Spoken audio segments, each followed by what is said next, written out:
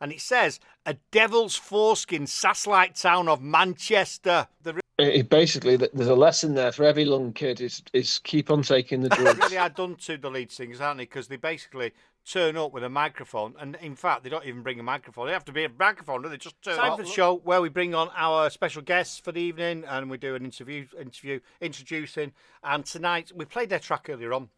They're called WinterGreen, and they're going to bring them on. I was going to say stage there. Going to bring them on screen right now. Good evening. Good evening. How you doing? How you doing, man? Hello. How are you? It's like we've got a voice from the cupboard. Where is he? Where are you? Me? Yeah, Michael. Where's your cat? Well, come on, screen fella. I'm travelling at the moment, so I'm probably best not to see all the background. So sorry about that. He's on his private jet, Kirk. He's flying to somewhere to the south of France or something. Right, well, we'll let him off then. We'll let him off. Do you know what I mean? Before the government start checking how many flights you've taken a year in your private jets. But anyway, it'd be like we've got someone. It'd be like we could treat him like we've got a producer in the studio, couldn't we? That's how we'll treat him. Anyway, you all right, Michael? How's it going? You all right? I'm all right. How are you? Which part of the world are you in today? I'm in the Midlands, man, near Coventry. Oh, you've been sent to Coventry? Yeah, from Manchester. Do you know what I mean? It's where all the good people. It's a great place, Coventry. Some of my favourite music came from there. People like Terry Hall. Yeah. Big influence on me. I love a bit of Terry. Yeah, the old ska. We love that. It's a two-tone movement. It was wonderful. And I never thought back then, listening to that as a teenager, when they were talking about when they sing a ghost town, that I'd actually lived near the ghost town, and it's fast becoming another ghost town. But that's another story, isn't it, really? There you go. Well, a great song lasts forever sometimes, and Ghost Town is one of those songs that's pertinent now as it was then. Definitely. Anyway, guys, introduce yourself, because I don't think we've done that bit, have we? I did, but you do it again. You go first, Pete. Oh, okay. I'll introduce myself. I'm Pete McGrath, also known as Muggsy. I play bass in Wintergreen and do a little bit of singing occasionally. And on our new album, which is out tomorrow, I play some keyboards on one of the tracks, which is uncharted territory for me. Excellent. Where are you from, Pete? I'm from Manchester. I thought you was. Stockport originally. I thought you got what's his name? Terry. Was it? Terry Christian. That's yeah. But do you know what? Somebody said to me, I met him for the first time a couple of days ago, said I sounded a bit like I was from the East Midlands, Nottingham or somewhere. I don't know where they got that from. No, definitely not. Jesus Christ. Don't know. What about you, Michael?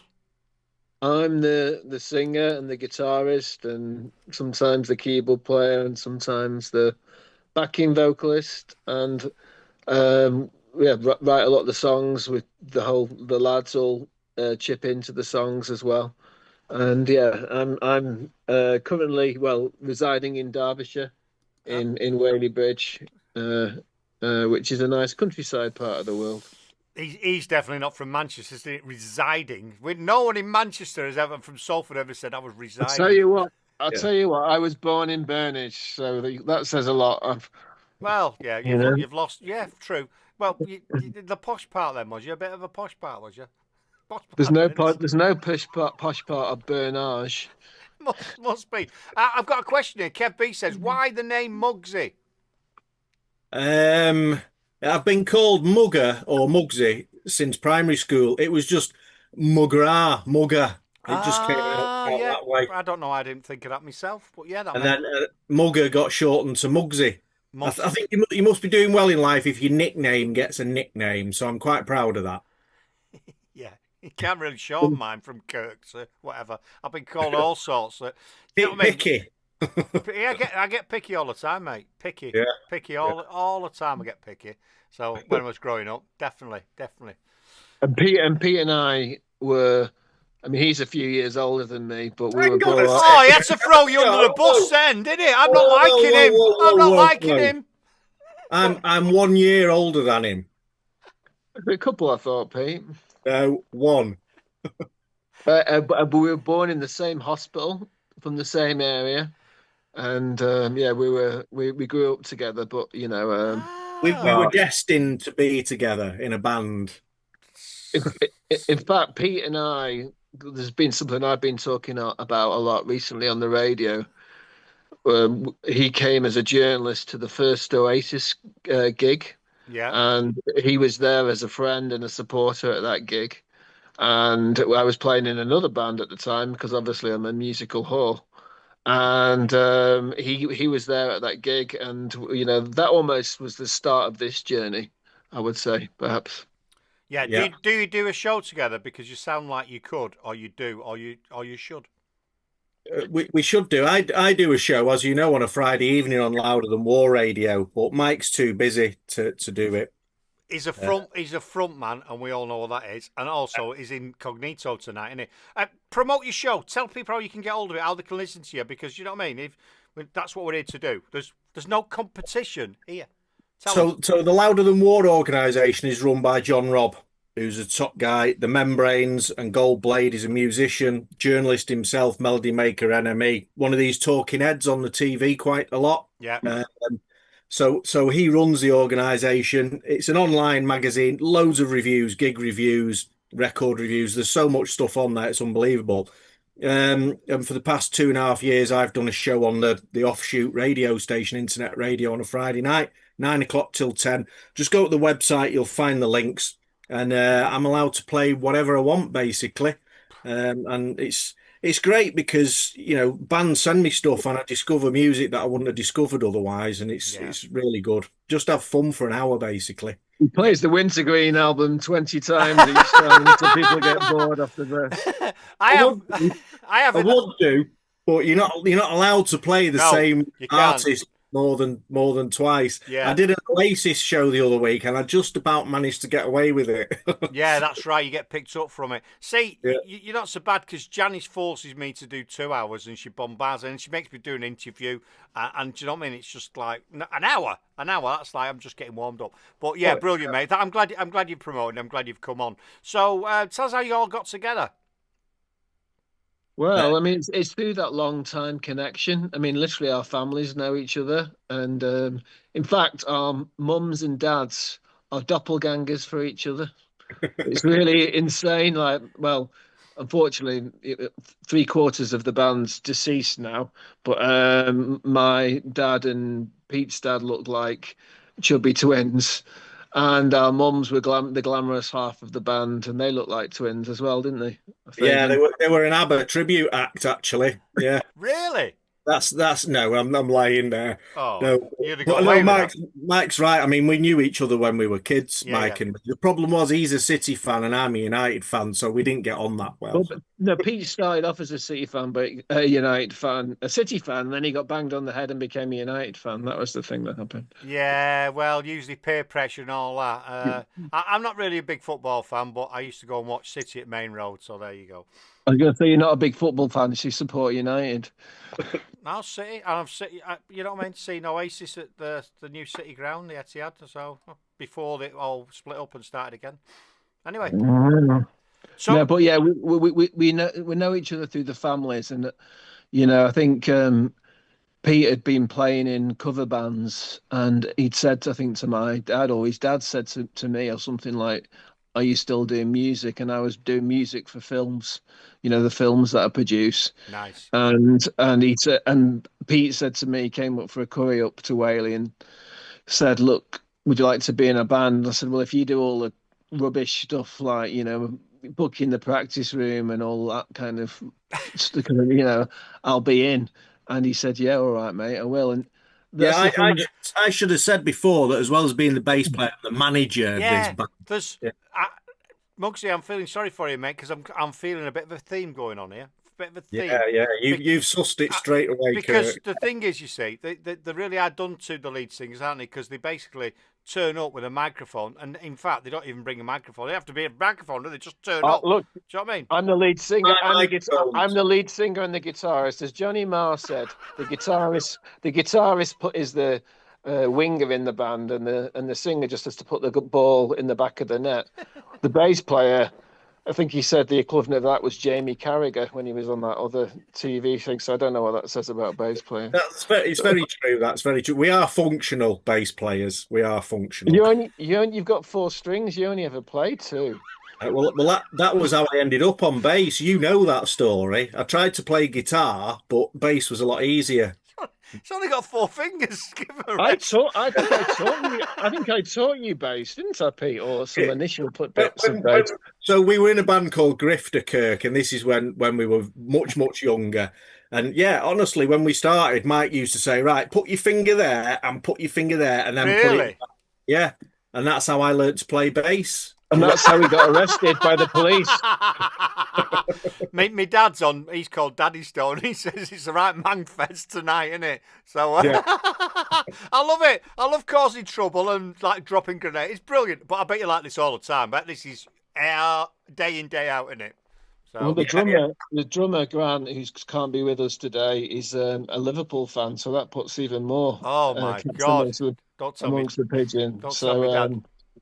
Yeah, we have a bit. No, but I think the thing is that the reason why we do it is I write a lot of music for the films, and there's another band I'm playing that's more kind of with an orchestra and stuff. But we do it because there's nothing like being, with your friends, getting your guitar really loud and screaming and shouting and having a good time. And it's like a cathartic thing to be able to do, to get those feelings out by, and sometimes actually when you're playing, and particularly actually on this last album that's out on Thursday tomorrow, is that we're playing looking at each other, and you just have those moments where it's better than you are as an individual. The whole thing clicks together and you realize everyone's adding something to it, and it's a little bit of magic, which a bit of magic in life is sometimes a special thing, isn't it, when there's not a lot of magic around. No, not at all. And actually, Pete, you better log that. You actually got a compliment then.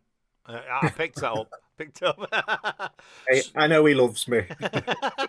So how long have you been performing together? I know you've met with kids and everything, but the current guys that you are now, the current band, how long have you been performing? The current lineup, we've been going since 2014. We started rehearsing together in January 2014. And now we're just ready. Yeah. I like that. Do you know what? We normally do a war on bios. I'm gonna read your bio out because I absolutely love this.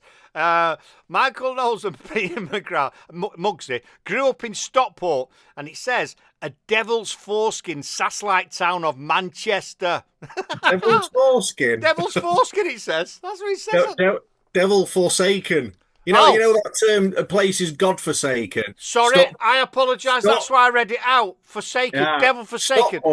Stockport is devil forsaken. Not only God forsaken, devil forsaken. I'm dyslexic, and then I read that and I went, "Well, I fancy putting that on their profile. I'll edit this out." I think you were right the first time. I think you should change it to Devil's Foreskin of a satellite town, because I think that sounds more realistic. I'm going to speak to our manager and get that changed to Devil's Foreskin. That'll be me. Sorry about that. I just read it quickly. I thought, it's all right, Kirk.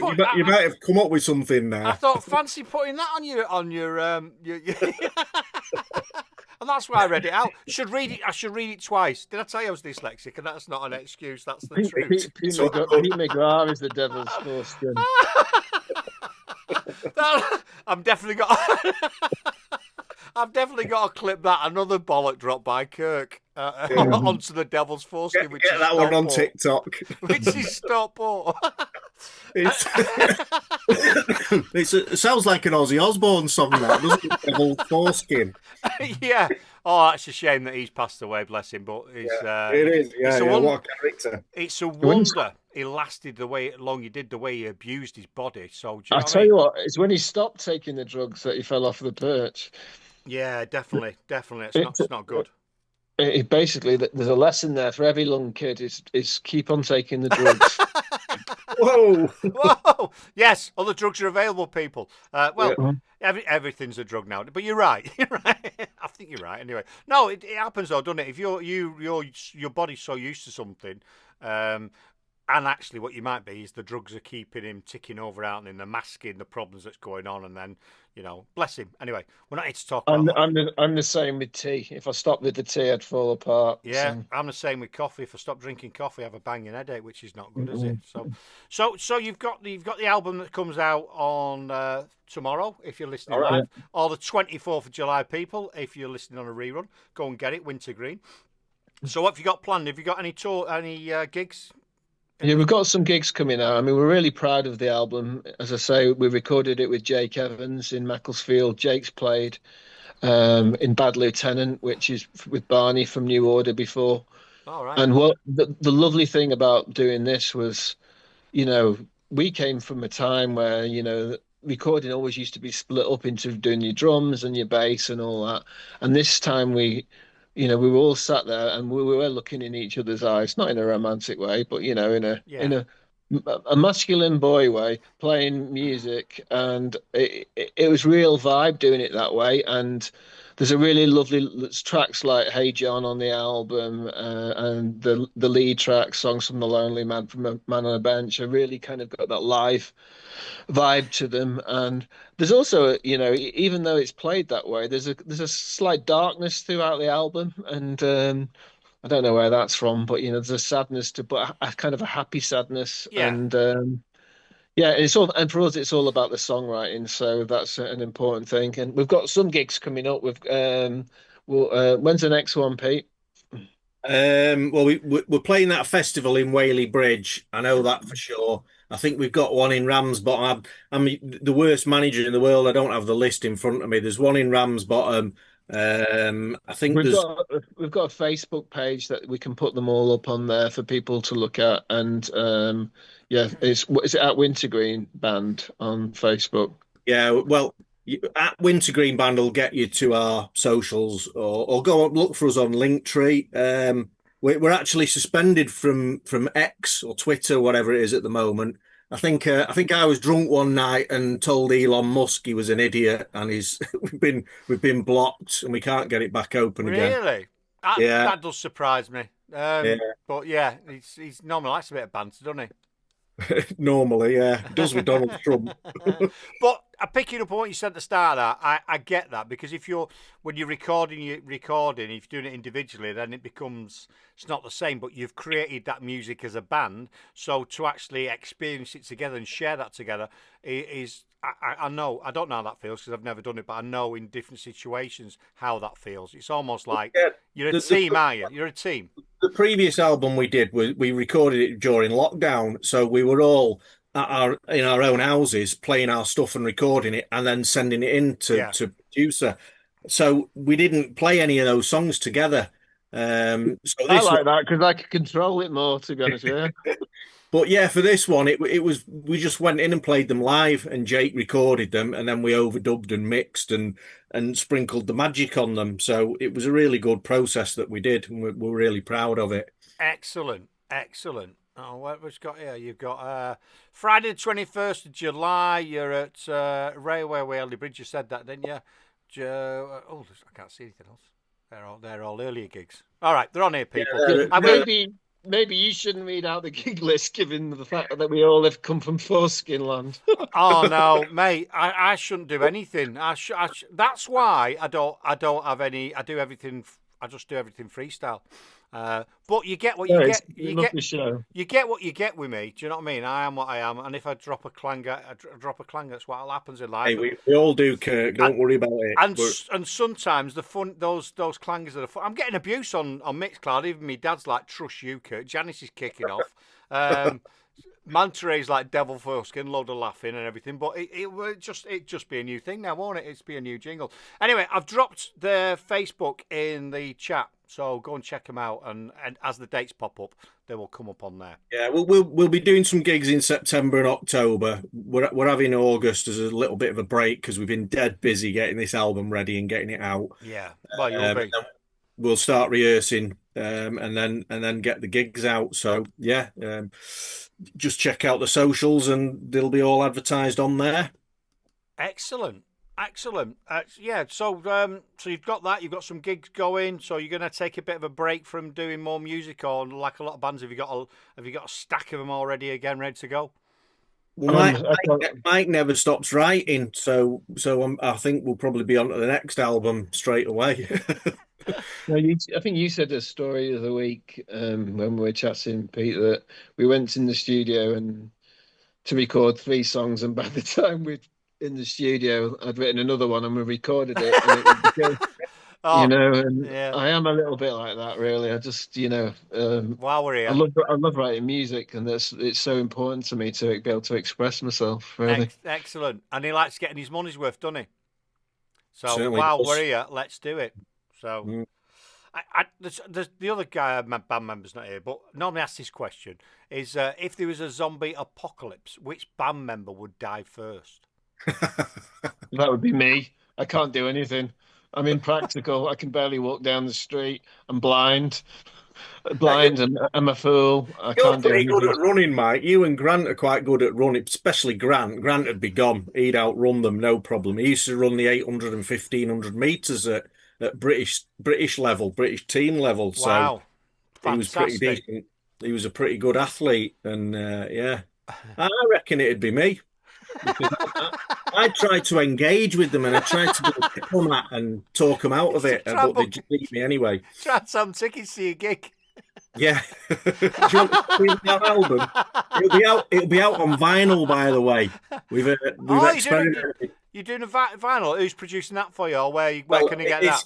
it's this place called Elastic Stage. They're online, so we're Ah, trying them out. okay. It's a bit of an experiment, so we'll see how it goes. But I mean, I love vinyl. I've got decks set up and everything. So it's like a bucket list thing for me. I will have a vinyl album that I Yeah, played on. and I've spoke to a lot of bands over the last couple of years, and a lot of bands have got vinyl, and I think for me, obviously back in the day, that's all you could get it on. It was vinyl, and then we moved to CDs, which sounded better, but with nothing like vinyl. And I said it to a few people. The fact that when if you ever get to a point where you stop, you can look and go, that is mine. I produced that. Because if it's on the internet, it's not the same, is it, as a physical copy of your craft. And I think Absolutely, yeah. so. Because I've got one here. So I've got a few here. These did Dougie Fest last year, and then I actually bought. I think I bought three of them for us lot. Yeah. Do you know what I mean? I got a physical copy of it. The Yeah. downside is I've got no. Whose album's that, Kurt? The Me's. Is that The Machine Rolls On? Yeah. Yeah, great song that. I've played that a lot on my show. It's a great song. They are absolutely brilliant band. Really like them, and I picked them up from some YouTube stuff and what have you that they did in what is it?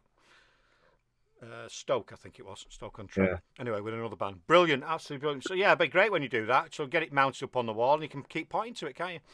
That's it. I'll sign it. Yeah. So, because obviously you've around similar to me. So, what do you think about the old Oasis? Because I sort of shy away from it. What Go on, Mike. You answer this. What do you think about them getting together again and doing what they're doing? What do you reckon? Well, I think the weird thing about it all is well, they're not doing any new stuff, are they? And like we've got this out. I've got the band that played with them, the Catchman's got a new tracks out. We still do new stuff. Yeah, it's difficult. I think, they've obviously got something about them, but I can't see it. As Pete said at the time, they're a bunch of singing plumbers. Oh, wonderful. Wonderful. Yeah, interesting. Well, Mike mentioned their debut gig, which they supported his band, the Catchmen. And I went there as a music journalist, and I didn't think that much. I mean, obviously, didn't know who they were or anything, but I You did. love the Catchmen, though. They were brilliant. Well, yeah, I did. I mean, I reviewed you and I gave you a glowing review, but I didn't think that much of Oasis. But they went on to become one of the greatest rock bands in history, and I failed as a music journalist. So that tells you everything, doesn't it?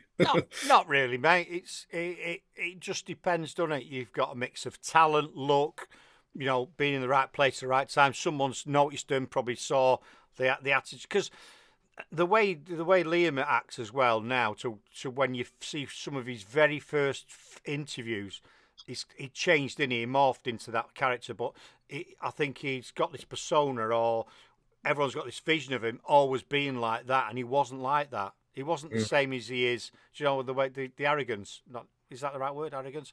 He wasn't the same back then. There was a sort of could see it, but he wasn't the same. He's sort of evolved into that person, I think. Yeah, definitely. Oh, Mantre said, I thought everyone from Manchester loved them. No, they don't, because there's a reason. They're affiliated to Man City, so most Mancs who are Reds won't like them. No, listen, I And my like dad's them. a red, and my dad doesn't like them. I like them. I think they're great. I didn't pay 200 quid to go and see them. No. Not I saw them plenty of times back in the day. They're not my favourite band of all time, but fair play to them. I think they're good at what they do. Yeah, well, they're feeding the crowd, and I think there's a lot of people on the hysteria, or there's a lot of people going to those gigs now that weren't around the first time, and they've heard all this Oasis, so they've gone with that. I'm not knocking them; they've gone with the hype, haven't they? And paid a load of money. I've seen them twice. I've seen them at the Etihad. I've seen them at Coventry City Ground 2-3 days before they split up. But I've seen a lot of reports where people are saying that on the gigs they've been doing, they're playing exactly the same set list in the same order. Yeah, Every gig. Well, that's a bit criminal, really. It's a well-oiled machine, isn't it? Yeah, yeah. Everyone knows what they're going to get. So anyway, enough about them. They're not as good as WinterGreen, are they? And what frustrates me and you and other people that do this kind of stuff, promoting emerging talent and bands, is how they shouldn't need the money, don't need the fame, they don't need the kudos, they don't need anything.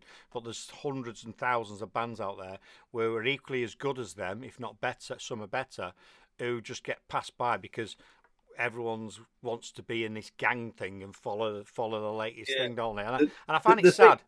The thing that I feel about it, the gigs are great, Oasis is great, all the rest of it, but they've got the same support acts at every single gig, haven't they? And Cast and Richard Ashcroft have done really well for themselves. Wouldn't it have been fantastic if they put 2 or 3 unknown bands on as support? We could all name good indie bands who would fit in under them. Marseille's a great band. We've got Subterranean from Wales. There's some great bands. If I've not mentioned any bands, I'm sorry. WinterGreen, and I was going to get to them. WinterGreen, they're from Stockport. Don't forget the Devil's Testicles or something like that.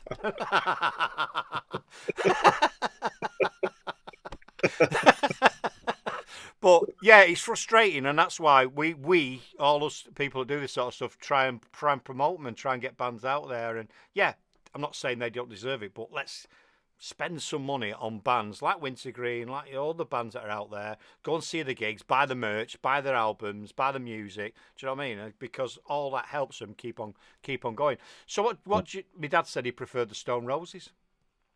Fair enough, Dad. Fair enough. There's an argument for that, yeah. But I mean, I saw them at Heaton Park. Was it 2012 or 2010 when they came back? And that was a bit of a disappointment. But no, their first album's an absolute wonderful album, isn't it?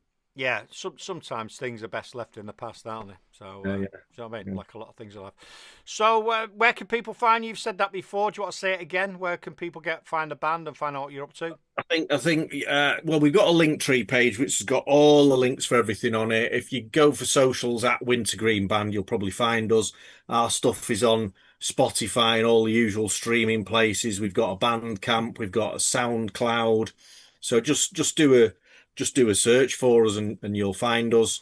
So yeah, the stuff's out there. This is our 5th album, so there's a lot of music for you to listen to. You might not like all of it, but some of them you'll find some absolute gems that you'll love. I'm sure of it. We're really proud of everything that we've done, Cool. and long may it continue. And with people like you, Kirk, helping bands and getting us exposure on shows like this, we can't go wrong, really. No, I appreciate that. I've been doing it.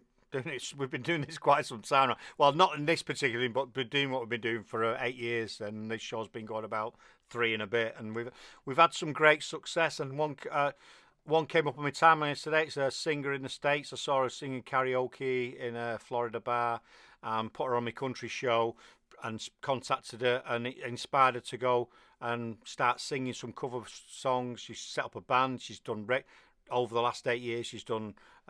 She's recorded her own music. She's won a TV award, and I'm like, boom. And she said it's because of you. So anything we can do for the bands, every little pushes them on the way, for me is absolutely brilliant, and it's why I do what I do, and I love what I do, and I'll just keep on doing it. Yeah, brilliant. Is there anything I've not mentioned that you want to mention?